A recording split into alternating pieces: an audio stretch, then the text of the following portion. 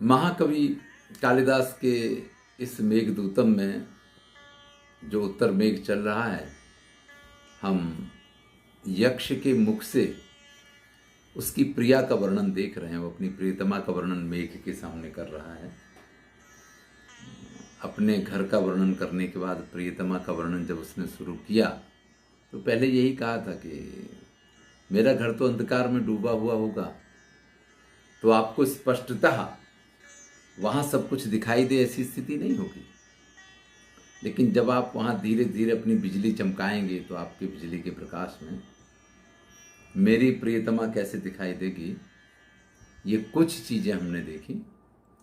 आज 97 श्लोक जो है उसको देखते हैं।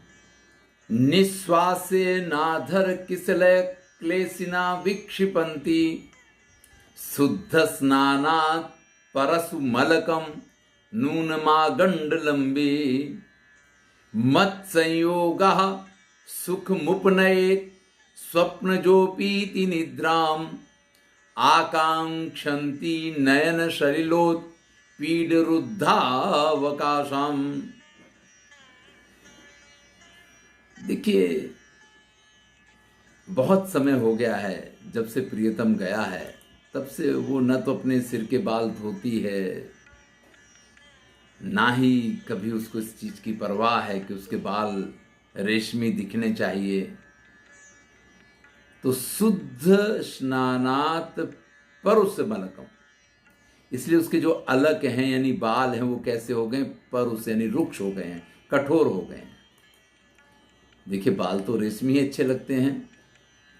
राम जब वन के लिए जाते हैं तो उन्होंने बरगद के पेड़ का दूध लगा करके अपने बालों को रेशमी ना रख के जटाएं बना ली थी। तो अगर भैया आपको सन्यासी हो जाना, महात्मा हो जाना है, तपस्वी वेश धारण करना है, तब तो ये सब ठीक है। लेकिन बाकी तो बाल ऐसे होने चाहिए कि अगर उसमें उंगलियां फिराई जाएं तो वो आराम से घूमनी चाहिए। अगर उसमें उंगली फंस जाएंगी तो फिर तो उंगली घुमाने का आनंद भी नहीं रहेगा। लेकिन जब प्रियतम या जो सिर के बालों में अपनी उंगलियां घुमाए वही व्यक्ति पास में ना हो तो फिर इस चीज की जरूरत भी नहीं है। इसलिए यहाँ कालिदास लिखते हैं कि जिसने शुद्ध स्नान, मतलब शुद्ध जल से ही वो स्नान किया करती है।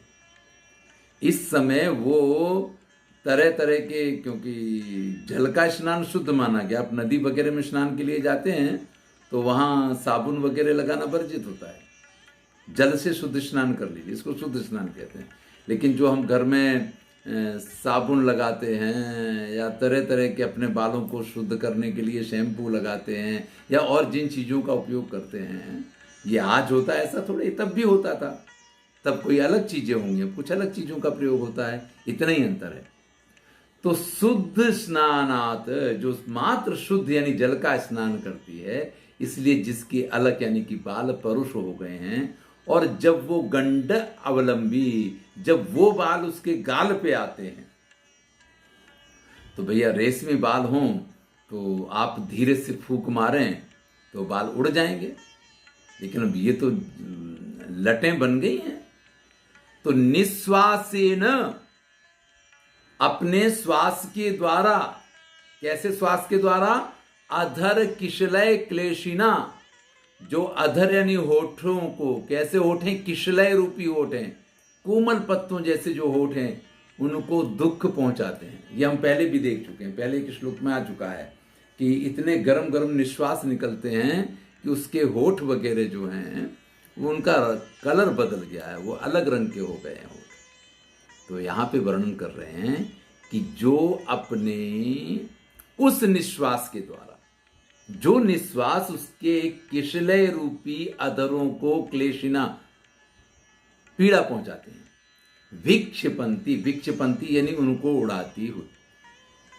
पूरा अर्थ देखें, शुद्ध स्नान के कारण, अर्थात जो तेल शैम्पू वगैरह करना है वो ना करके सिर्फ जल का स्नान करती है। इसलिए जिसकी अलक यानी बाल परुष यानी कठोर हो गए हैं, नूनम गंडम अवलंबी, वो बाल जब गंड यानी गाल के ऊपर आ जाते हैं तो ऐसी श्वास से निक्षपंती, अपनी श्वास से जैसे नहीं कि किसी फिल्म में देखा था कि कोई हीरो जो है उसके मस्तक पे आए हुए बालों को और फूंक मार के उड़ाता है, तो ये भी इनके चेहरे के आसपास जो बाल आ गए हैं उनको फूंक मार के उड़ा लिया करती हैं। और कवि इस कल्पना का यहाँ वर्णन कर रहा है, लेकिन जिस श्वास से वो उन बालों को उड़ा रही है वो श्वास कैसी है? अधर किशलय क्लेशिना, जो किशलय रूपी यानी एकदम कोमल उसके होठों को पीड़ा पहुंचाती हैं, ऐसे श्वास से अपनी उन परुष यानी रूखी हो गई अलकों को, बालों को जो उड़ाने की कोशिश कर रही है। मत संयोग सुख मुपनत, मेरे संयोग के कारण सुख मुपनयेत स्वप्न जो पीति निद्रा, अगर उसको निद्रा आ जाए तो स्वप्न में मेरा मिलन हो जाए, उसको एक आनंद की प्राप्ति हो जाए, इसलिए मत संयोगा, मेरा संयोग रूपी सुख यानी सुख को उपनयत प्राप्त हो जाए, इस कारण से स्वप्न जो पीति, भाई साक्षात तो हो नहीं सकता, वो तो शाप है, लेकिन स्वप्नों में आने जाने को कोई किसी को रोक नहीं सकता है। आप अपनी आंखें बंद कीजिए, जिसको आप प्रेम करते हैं अगर वो आपकी स्वप्न में आता है तो और अच्छी बात है। देखिए, हमें ईश्वर को भी क्या करना होता है, अगर हम ईश्वर प्रणिधान करते हैं, ईश्वर का ध्यान करते हैं, तो हमारे पास दो रास्ते हैं। एक तो यह है कि हम इतने ध्यानस्थ हो जाएं कि हम अपनी आंख बंद करें और हमें संसार का कोई तत्व ना दिखाई दे और ईश्वर के दर्शन हो रहे हैं, तो समाधि वाली स्थिति आएगी धीरे धीरे। लेकिन नहीं है तो सामने मूर्ति रख के हम उसको देखेंगे। यहां पे स्थिति न तो मूर्ति की है, चित्र बड़ी मुश्किल से बना करते थे, फोटोग्राफ उस समय हुआ नहीं करते थे, मोबाइल थे नहीं कि सेल्फी खींच के फोटो भेज दो, तो ऐसी स्थिति में एक ही मार्ग था कि आंख बंद करे और स्वप्न में मेरे साथ मेरा संयोग हो, थोड़ा उसको आनंद मिले। इसलिए निद्रा को कांक्षंती, जो निद्रा चाह रही, जो सोना चाह रही है, लेकिन नयन सलिलोत्पीड्य रुद्धावकाशाम, लेकिन आंखों में आने वाले आंसू जो हैं वो नींद को आने नहीं देते हैं। आंखों में आने वाले आंसू जो हैं उसके मार्ग को अवरुद्ध कर देते हैं, निद्रा के मार्ग को अवरुद्ध कर देते हैं। देखिए, जब आपको नींद आ रही हो तो आप व्यक्ति क्या करता है, अगर बहुत पढ़ाई करनी है और नींद आ रही है तो सबसे पहले उठ के कहेगा चलो जाओ मुंह धो के आ जाओ, तो व्यक्ति मुंह धोता है। मुंह धोने में आंखों में पानी ही तो लगाना है। अब ये तो आंसू की वजह से स्वाभाविक रूप से आंख में पानी आ रहा है, इस वजह से इस चीज को कहा है कि नयन सलिलोत पीड़ रुद्धावकाशा, आंखों में आने वाले आंसू उसकी इस निद्रा को रोक देते हैं। तो स्वप्न में जो मेरा दर्शन करना है वो भी वो नहीं कर पाती। चलिए पूरे श्लोक को एक बार देखते हैं तो स्पष्ट होगा।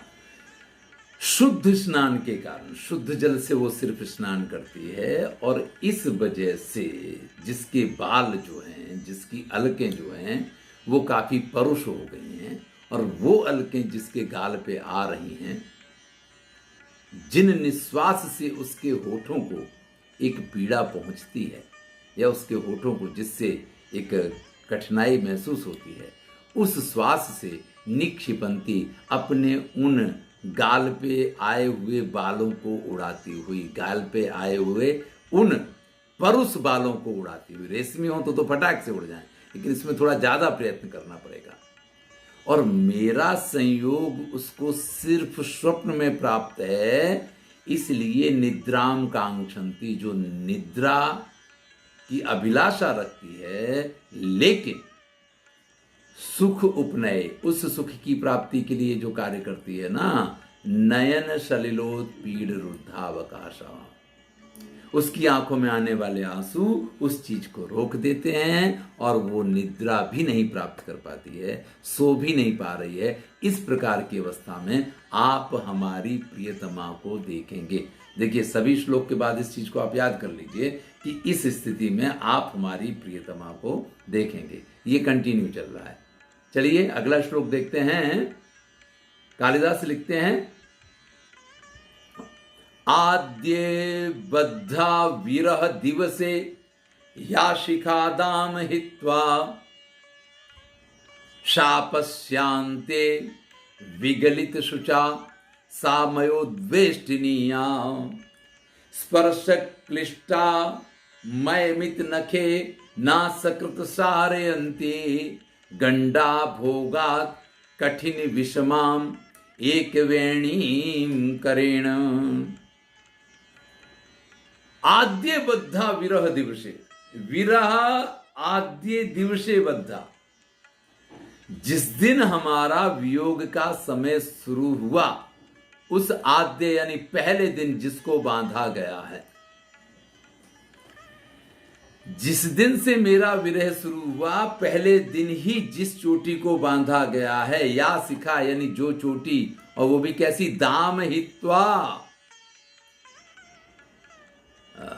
देखिए चोटी कहते तो हैं जो बालों से बनती है, लेकिन उत्तर प्रदेश में वो काले काले दोरे से भी बनाई जाती है, पुराने ज़माने में हुआ करती थी, क्योंकि बाल जिसके बड़े नहीं हैं, जिसको पंजाबी में परांदा कहते हैं, तो उससे गूंथ के वो बनाई जाती थी। आजकल तो लोग अपने बालों को चोटी बनाते हैं और रबर लगा लेते, कहानी खत्म हो गई। लेकिन एक टाइम था, उसका भी एक टाइम था, और आजकल तो वो ट्रकों में ज़्यादा लटकाई जाती हैं। दाम कहते हैं दूरी को, हित्वा यानी छोड़कर। दाम शब्द का अर्थ, जैसा कि मैंने कहा कि श्री कृष्ण की माता यशोदा ने उनके उदर को दाम यानी रस्सी से बांधने की कोशिश की थी, इसलिए उनका नाम दामोदर पड़ा था। और ये नाम मुझे इसलिए अच्छी तरीके से मालूम है क्योंकि राशि के हिसाब से मेरा यही नाम है। दाम यानी उस डोरी से जिस चोटी को बांधा जाता है, उस डोरी को तो छोड़ दिया गया है। अब देखिए, राजा महाराजाओं के यहाँ जब चोटियां बनती हैं तो उसमें मोती की भी माला गूंथी जा सकती है, किसी के यहाँ फूलों की भी माला गूंथी जा सकती है।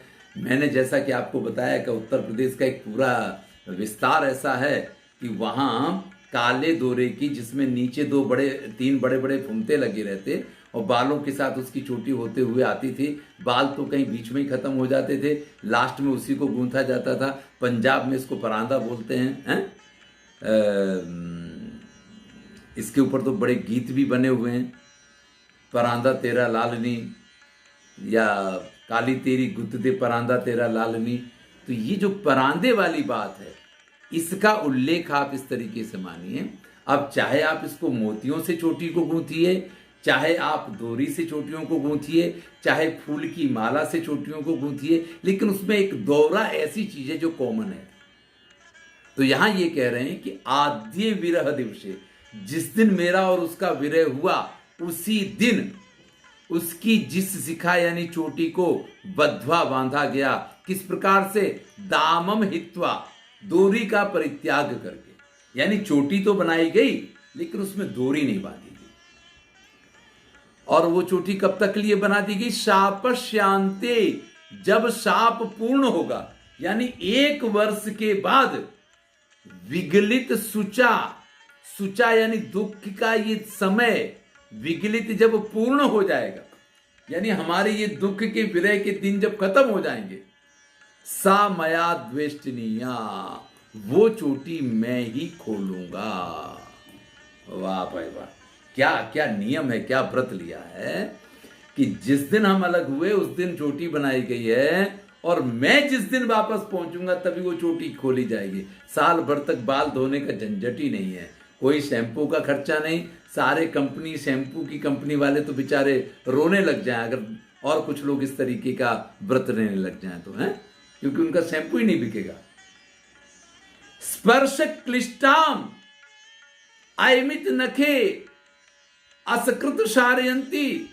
अब आप समझ लीजिए, जब चोटी नहीं बनाई जाएगी तो बाल, और ऐसा नहीं कि मजबूत डोरी के साथ बांध दिए गए हैं इसलिए वो खुलेंगे नहीं, डोरी बंधी नहीं इसलिए वो चोटी क्या है उसमें से बाल निकलते रहेंगे।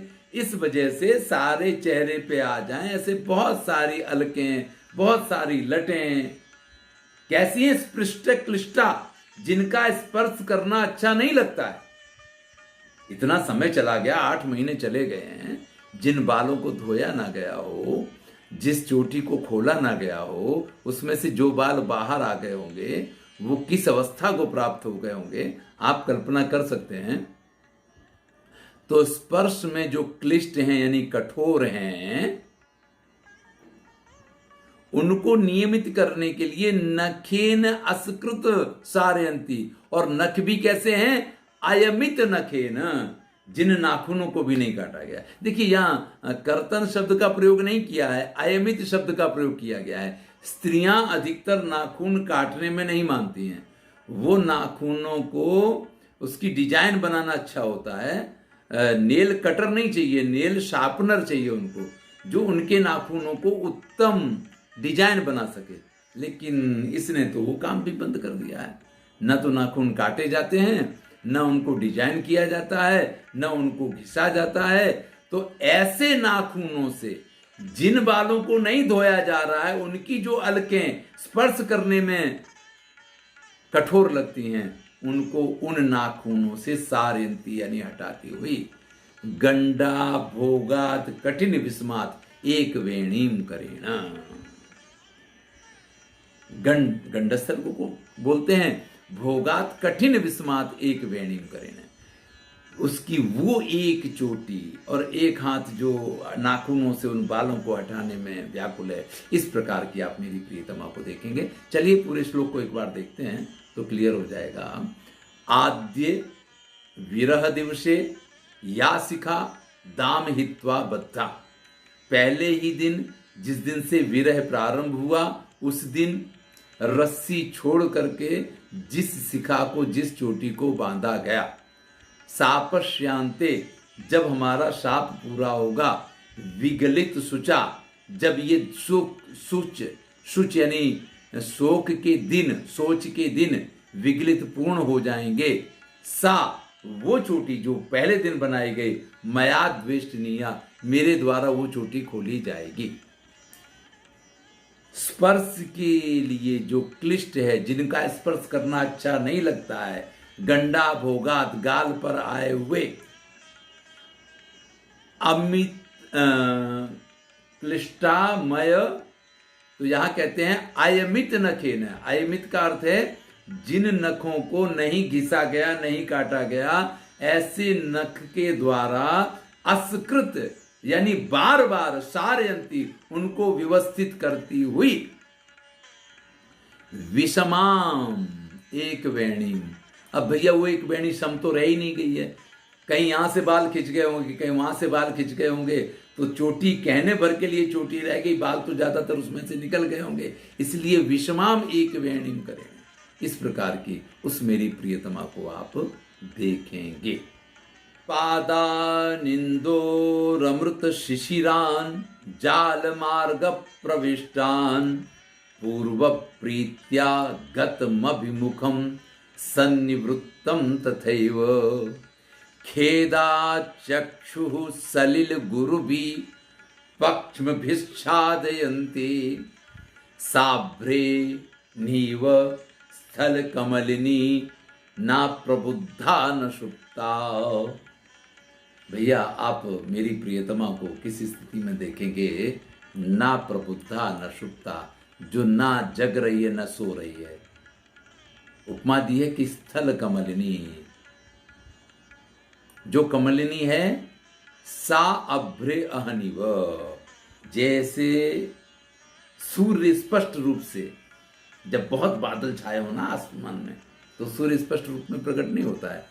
तो आपकी उपस्थिति में जब सूर्य स्पष्ट रूप से उदित ना हो, तो स्थल कमलिनी, जो कमलिनी होती है, वो जैसे ना तो खिलती है और ना वो मुरझाई रहती है, क्योंकि दिन का समय हो गया इसलिए उसका खिलने का समय तो हो गया है, लेकिन सूर्य का पूर्ण प्रकाश नहीं मिल रहा है इसलिए वो खिल नहीं पाती है। तो ना वो खिली रहती है, ना वो मुरझाई रहती है या संकोचित रहती है। इस प्रकार से आधी खुली और आधी संकुचित अवस्था की कमलिनी की तरह मेरी प्रियतमा आपको कैसे दिखाई देगी, उसका वर्णन ऊपर के श्लोक में करते हैं कि पादान इंदोह अमृत शिशिरान जाल मार्ग प्रविष्टान। अमृत जैसे शीतल इंदु यानी चंद्रमा के, पादान यानी किरणें, जाल मार्ग प्रविष्टान, जो जाल मार्ग से अंदर आ रही हैं। देखिए, सुरक्षा के लिए खिड़कियां तो तब भी लगाई जाती होंगी, तो जो मोखले वगैरह बने हुए हैं वो तो घर के अंदर है, तो जाल मार्ग से यानी उन जालियों में से जो चंद्रमा की चांदनी या चंद्रमा की जो किरणें अंदर आ रही हैं, उन किरणों के लिए विशेषण क्या क्या दिए हैं कि जाल मार्ग प्रविष्टान, जाल मार्ग से जो अंदर आ रही हैं, क्या इंदो यानी चंद्रमा की, पादान यानी किरणें, अमृत शिशिरान, जो अमृत की तरह शीतल है। देखिए, विष में हमेशा धुआं उठता है, विष में हमेशा आग चढ़ती है, और अमृत जो है वो हमेशा शीतल होता है। पूर्व प्रीत्या, पुरानी प्रीति है इस चांदनी के साथ में, प्रियतम के साथ चांदनी रात में बैठना, उसका आनंद लेना, चंद्रमा की किरणों का आनंद लेना, ये कितना सुखद हुआ करता था। इसलिए पूर्व प्रीति है इन किरणों के साथ में। गत अभिमुखम, इसलिए सीधी दृष्टि उसी तरफ चली जाती है। देखिए, नित्य प्रति की एक प्रक्रिया हो जाती है, एक स्वभाव बन जाता है।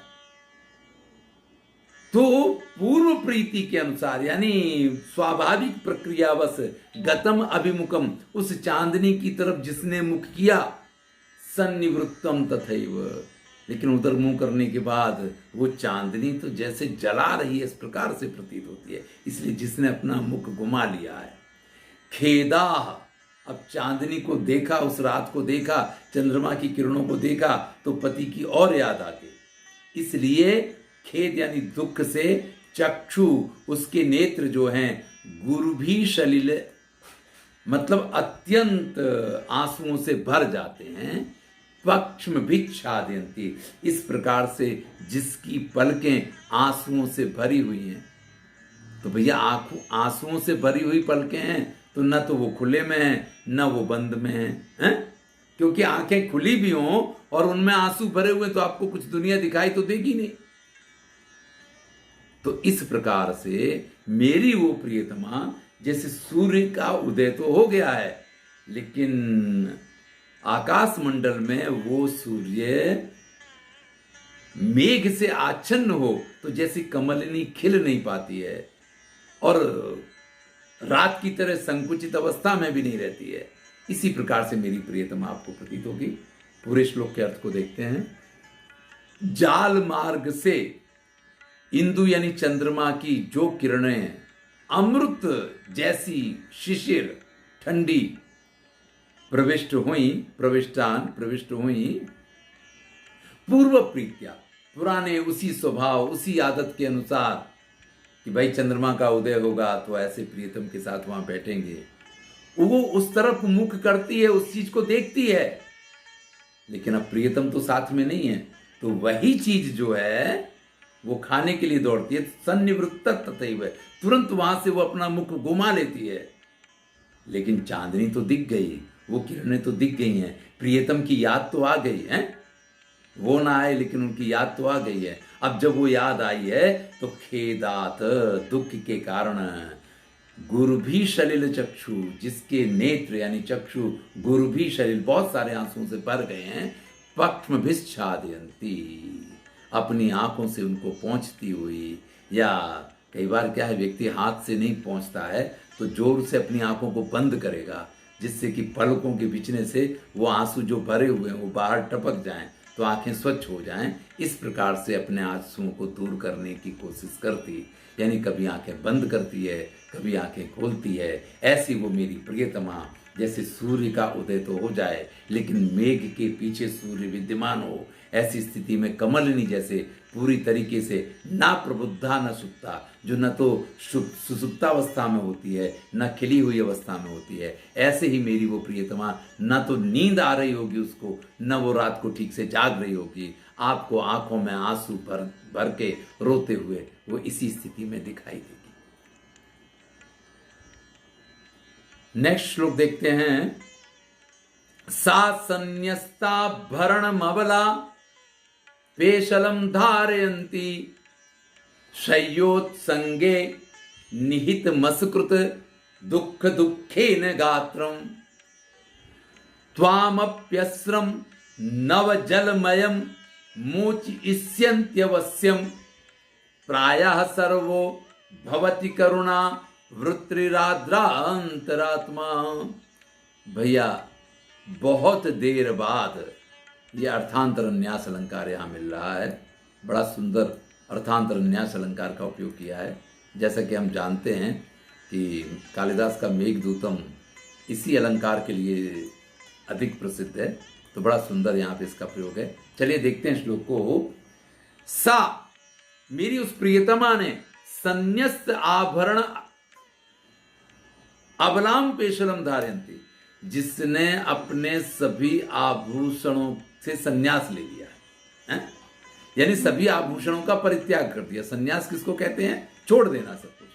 तो आभूषण धारण करना जिसने बंद कर दिया है, अबला पेशलम धारयन्ति, ऐसी वो मेरी प्रियतमा अत्यंत दुखी होती हुई, अत्यंत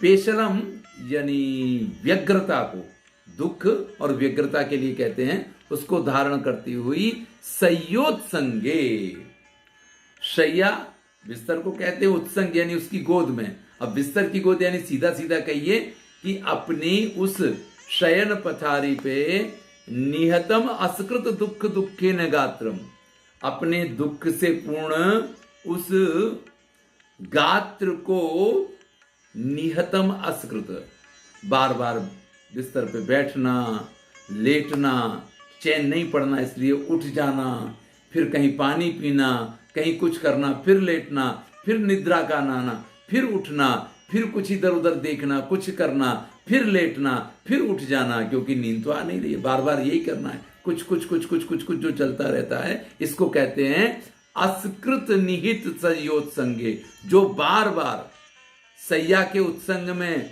असकृत यानी बार बार, निहित खुद को रखती है।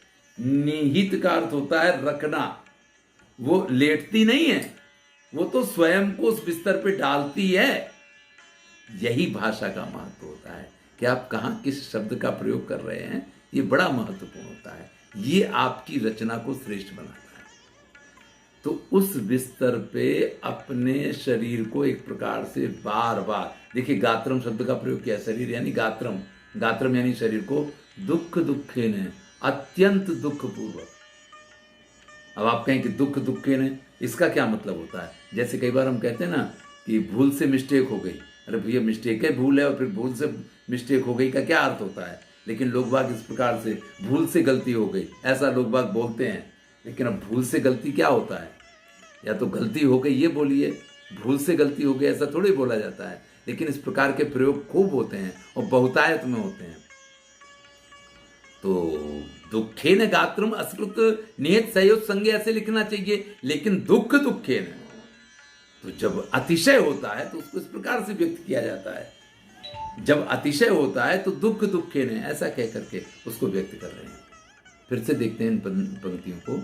सा यानी वो मेरी प्रियतमा, संन्यस्त आभरणम, जिसने अपने सभी आभूषणों का परित्याग कर दिया है, ऐसी वो अबला, अबला तो है बेचारी, सबला तो नहीं है, पेशलम, अत्यंत दुखी परेशान, जिसकी वजह से जो बहुत दुबली पतली हो गई हो, पेशल शब्द का वास्तविक अर्थ यही होता है, धारयंती, उस स्थिति को प्राप्त हुई, संयोत्संगे, अपने बिस्तर के ऊपर, असकृत यानी बार बार, दुख दुखे ने, दुख के वशीभूत होकर के, गात्रम यानी शरीर को निहतम रखती है, बार बार अपने शरीर को उस पर, लेकिन फिर चैन नहीं पड़ता तो फिर उठ के कुछ करने लग जाती है।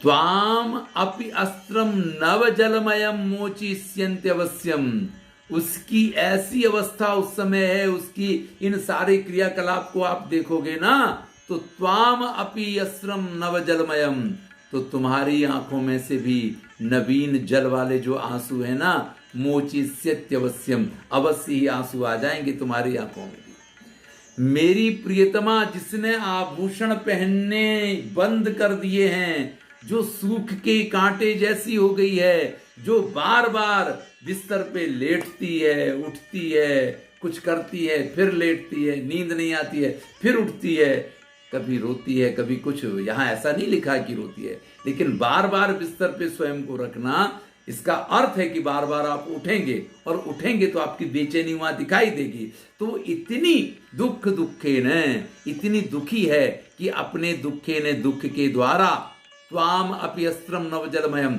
आपको भी रुला देगी, आपकी आंखों में भी आंसू ला देगी। मोचिष्यन्ति अवश्यम, अवश्य ही आपकी आंखों में से आंसू पाएगी।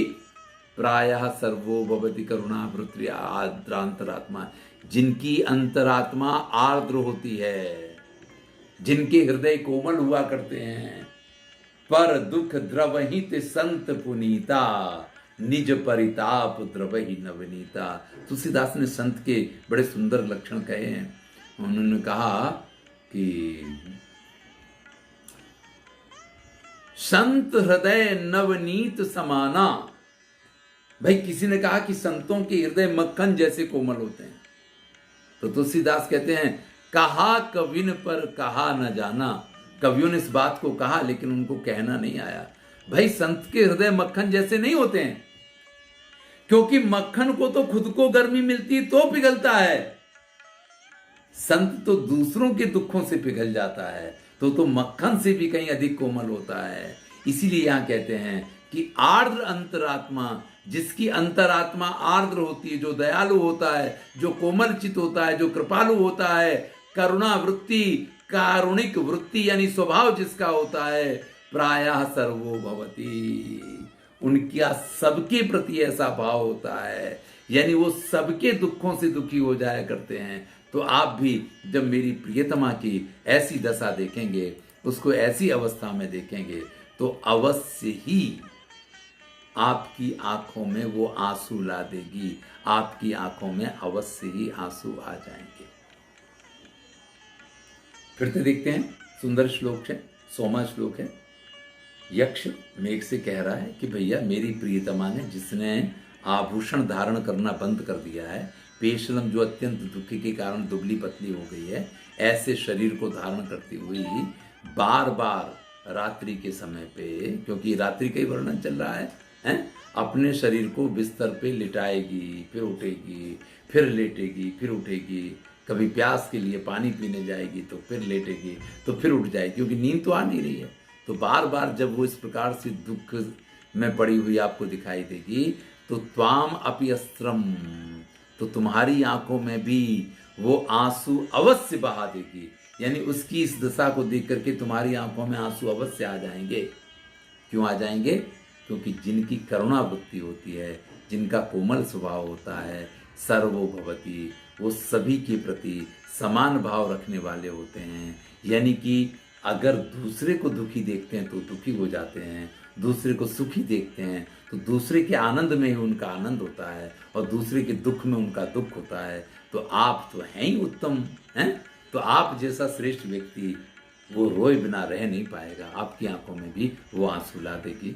तो आज थोड़ा सा मेरी ख्याल से समय तो है, एक श्लोक देखेंगे, थोड़ा मुझे जल्दबाजी है, घर पे मेहमान आए हुए हैं, तो एक श्लोक और देखते हैं, उसके बाद हम इसको पूर्ण करेंगे। जाने सख्यास्तव मयि मनः संभृत स्नेहमस्मात्, इत्थं भूतां प्रथम विरहे तामहं तर्कयामि।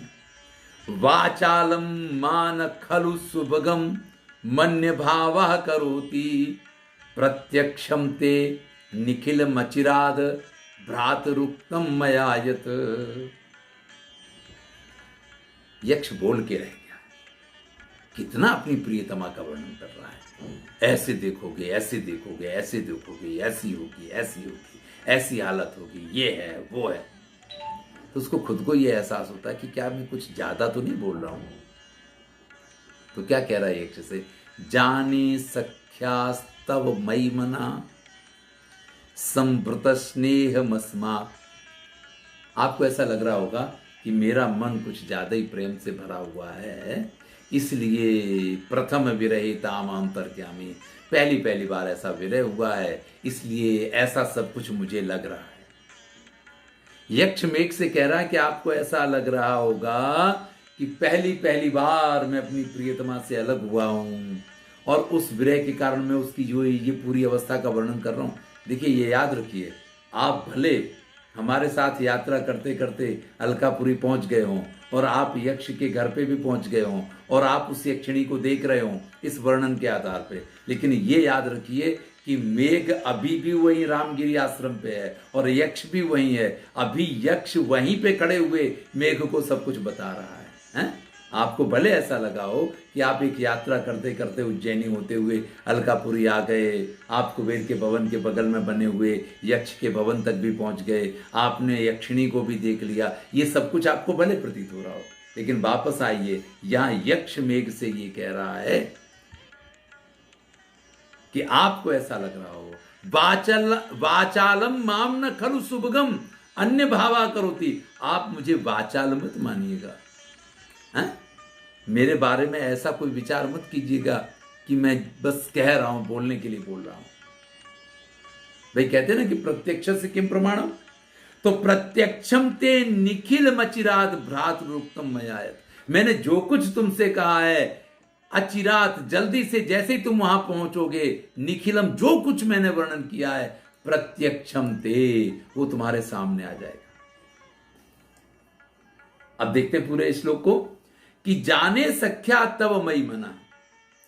हे मित्र, आपको लग रहा होगा कि मेरा मन जो है संभृत स्नेह मस्मात, उसकी प्रति अत्यंत स्नेह के कारण इत्थम भूताम, इस प्रकार से विचार कर रहा है। मैं ये जो सारे वर्णन कर रहा हूं कि मेरी प्रियतमा को इस स्थिति में देखोगे, इस स्थिति में देखोगे, ऐसा देखोगे, वैसा देखोगे, वो ऐसा कर रही होगी, उसके बाल ऐसे हो गए होंगे, उसकी शारीरिक अवस्था ऐसी होगी, वो कभी गीत गाती है, कभी ये कर रही है, ये जो कुछ मैंने वर्णन किया है, प्रथम विदहे ताम हम तर्क्यामी, ये मेरा सिर्फ तर्क नहीं है, ये खाली मेरी मनगढ़ंत विचारधारा नहीं है। यानी ये जो कुछ मैंने कहा है, आपको ऐसा लग रहा हो कि ठीक है तुम तो यार बोल रहे हो, ऐसा कुछ थोड़े हुआ करता है। तो ताम अहम तर्क्यामी प्रथम विरहे, मैं इस चीज को बराबर अच्छी तरीके से देख पा रहा हूं, समझ पा रहा हूं, क्योंकि उसके प्रति जो मेरा स्नेह है उसको मैं अच्छी तरीके से जानता हूं। वाचालम माम न खलु, आप मुझे इस संदर्भ में वाचाल मत मानिएगा कि मैं तो ढींगे मार रहा हूं, मैं तो ठीक है बोल रहा हूं, ऐसा मत मानिएगा। सुभगम अन्य भाव करोति, मेरे प्रति जो उसकी भावना है, मेरे प्रति जो उसका स्नेह है, इस वजह से ये सारी बातें मैंने कही हैं, सिर्फ ऐसा मत मानिएगा। प्रत्यक्षम ते निखिल मचिरात भ्रातृक्तम मयायत, तुम्हारी भाभी के लिए जो कुछ मैंने कहा है, मयायत उत्तम, मैंने जो कुछ कहा है, ते तुम्हारे सामने अचिरात बड़ी जल्दी ही, निखिलम ये सब कुछ, प्रत्यक्षम स्पष्ट रूप में दिखाई दे जाएगा, प्रति अक्षम आंखों के सामने आप इस सारी चीज को देख पाएंगे। तो काफी देर से यक्ष अपनी प्रिया का वर्णन कर रहा है, इसलिए उसको थोड़ा ऐसा लगता है कि कहीं ऐसा तो नहीं कि मेघ बोर हो गया हो, उसको ऐसा लग रहा हो कि मैं तो बहुत बोल रहा हूँ या बोलते ही चला जा रहा हूँ। तो कह रहा है कि ऐसा मत मानिएगा कि मैं बहुत ज्यादा बोल रहा हूँ, ऐसी बात नहीं है, मैं जो कुछ कह रहा हूं वो उतना ही सत्य है, आप मुझे वाचाल मत मानिएगा। और प्रमाण के लिए ये कह रहा है कि आपकी भाभी को, जो कुछ आपकी भाभी के बारे में मैंने कहा है, अचिरात जैसे ही तुम वहां पहुंचोगे ये सारी चीजें प्रत्यक्ष हो जाएंगी, तुम देख पाओगे। इसका एक अर्थ ये भी हो जाता है कि आप बड़ी जल्दी वहां पहुंचने वाले हैं, आप जैसे ही जल्दी वहां पहुंचेंगे वैसे ये सब कुछ आपको देखने को मिलेगा। चलिए, तो आज हम यहाँ पे इसको पूर्ण कर रहे हैं। कुछ प्रश्न वगैरह हो तो आप पूछ सकते हैं। धन्यवाद।